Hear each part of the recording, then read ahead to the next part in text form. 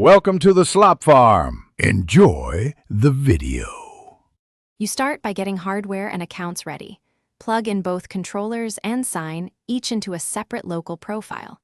Once both profiles are active, launch Call of Duty and go directly to the local or cooperative menu. This forces the game to detect a second player. Make sure the second controller registers before you choose a mode. Do this now so the game won't prompt mid-setup and interrupt the flow when you select zombies. Once both players are signed in, select zombies and pick the split screen or local coupe option. The menu will change to accept 2 inputs. Next, choose your map and set player count, difficulty, and match rules.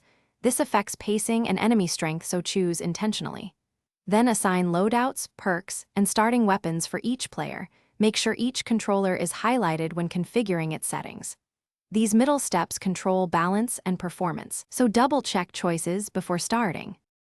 Start the match and verify the screen splits correctly and each player can move and shoot.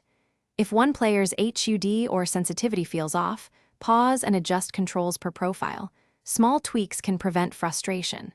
If split screen fails to appear, quit to main menu and reconnect the second controller, or sign the second profile out and back in.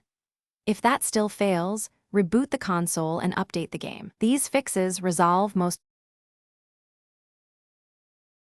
Thanks for watching. Consider subscribing if we helped you today.